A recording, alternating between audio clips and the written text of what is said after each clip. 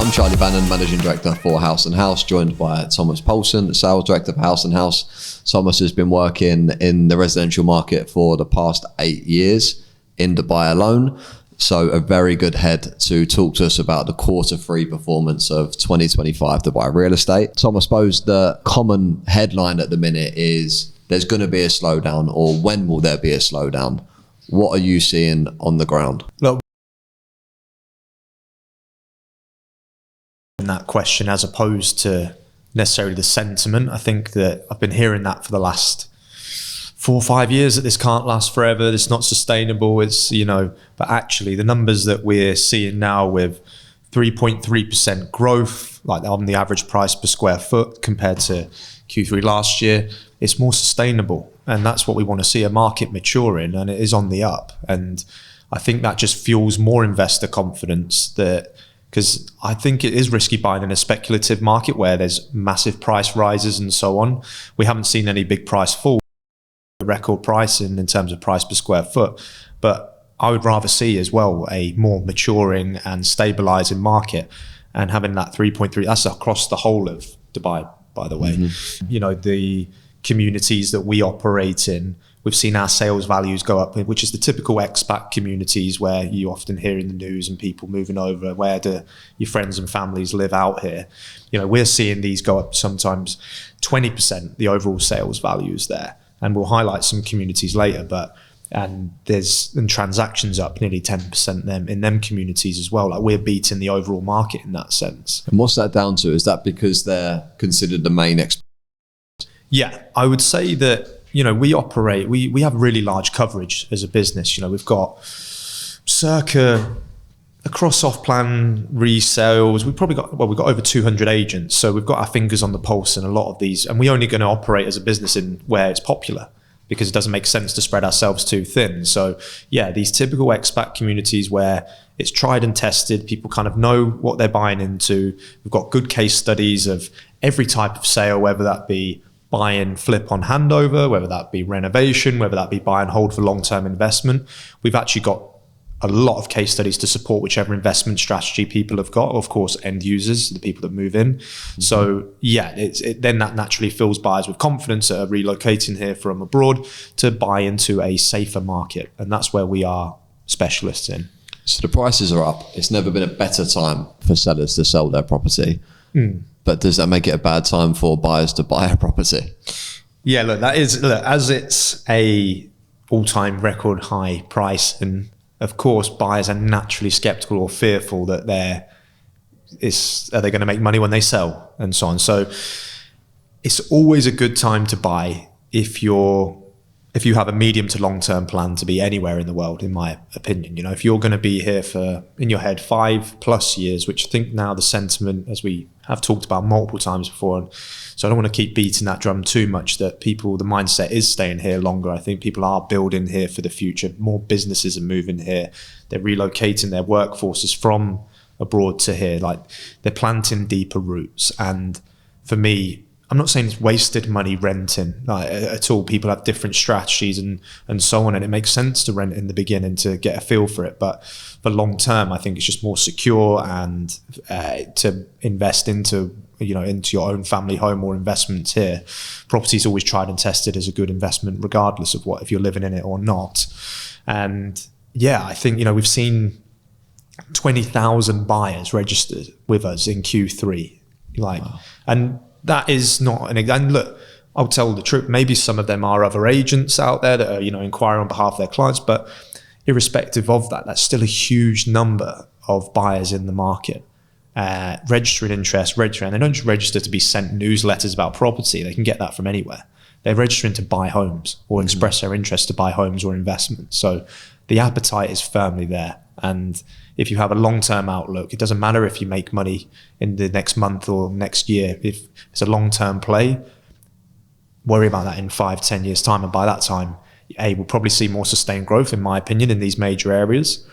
But also it really doesn't matter, because the money that you've saved in rent in that time as well will offset any potential loss.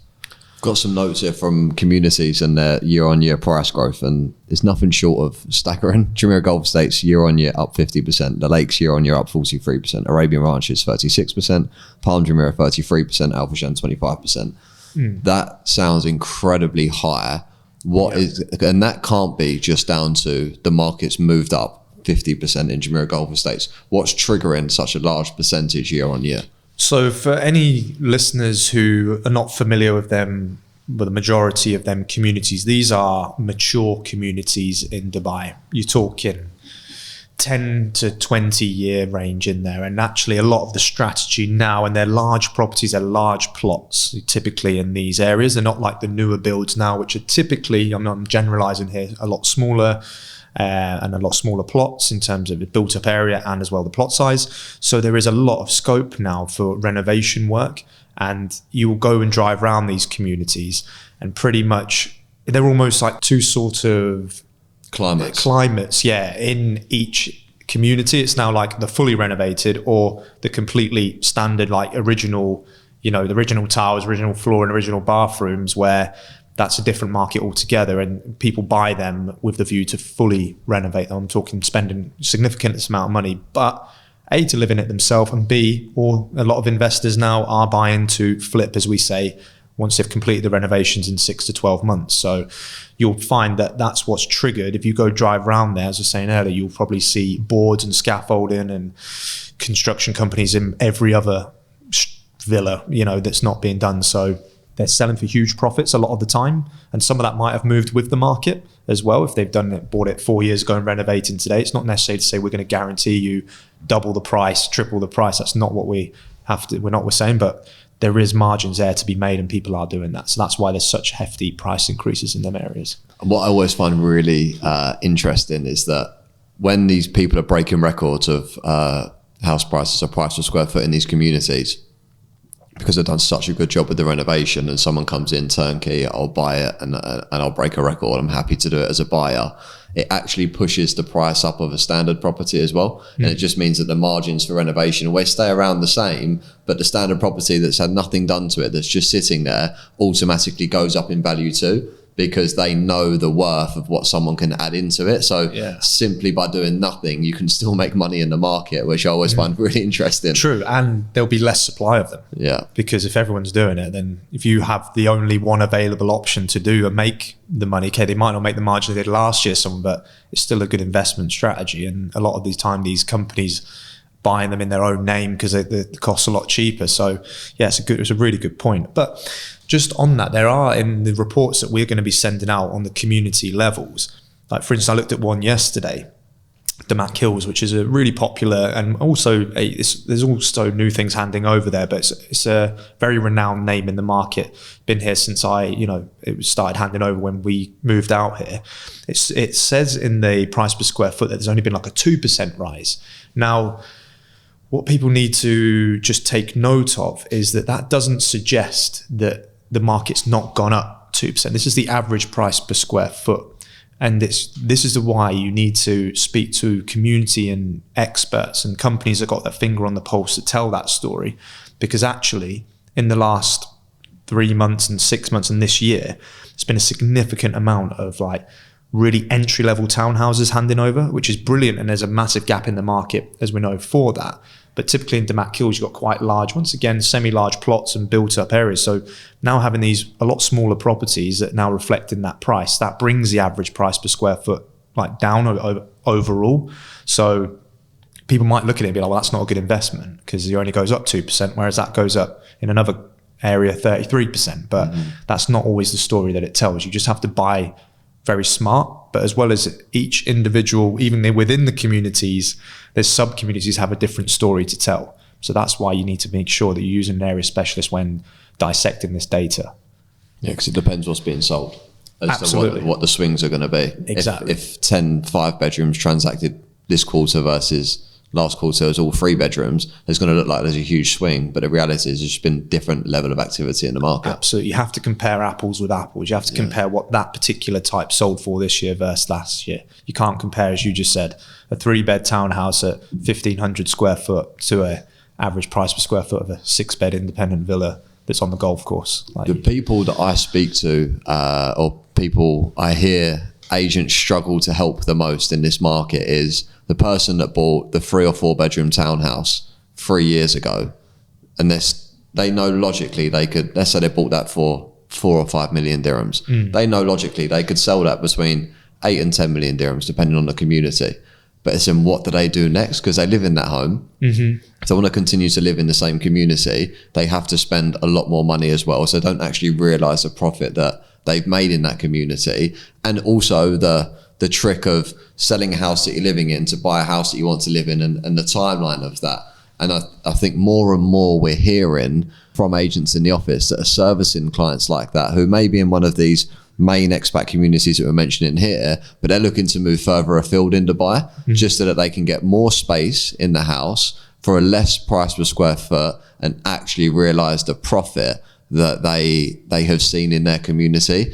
And I think that anyone that is listening to this that's maybe sitting in that situation, it's definitely worth now speaking to an agent to work out, okay, well, how do I realize the profit that I've made on my townhouse to go and buy the standalone villa? They will have to sacrifice on potentially community and location, but it is possible to do it now, because the outskirts of Dubai is being developed in a way that allows families to have that opportunity. And I think that's a trend that we'll probably be talking a lot more about over the next 12 months of, okay, yeah, I was living in Arabian Ranches or Jumeirah Golf Estates, but I've actually decided to cash in on that. And I've moved to this community because I just wanted to realize the profit that I'd actually made, rather than sit on it and think around, okay, well, I know I could get this, but what would I actually do? I think more and more people are going to go on that journey of taking the money out and relocating out of the local Dubai community that they're in now, to actually see the profit in their bank account. Yeah, absolutely. And I think as it's well publicized that there's just even more and more schools being built, more and more infrastructure, more malls, more of the roads are getting better. So a lot of these communities are quite self-sustainable, and it's not like you have to drive always now half an hour to the nearest school or to the one that you want to be in. The school standard's excellent, there's hospitals, there's healthcare. So yeah, in terms of distance out, it'll be almost a case of distance out from what in the future, like workplace, but even then a lot of people work remotely. So yeah, I do believe you're absolutely right. I think that it's hard to turn some of the numbers down, and they'll find a way to make that work, so they actually, like you said, realize that profit and actually can leave this market one day knowing that they won the game, as opposed to always over leveraging. Thanks very much, Thomas, for your insights. Our Q3 market reports are out now, so please deep dive into your own community so you can see exactly what's happening. And as always, we and our agents remain available to go through any questions to help you make decisions in this market. Thank you, Charlie.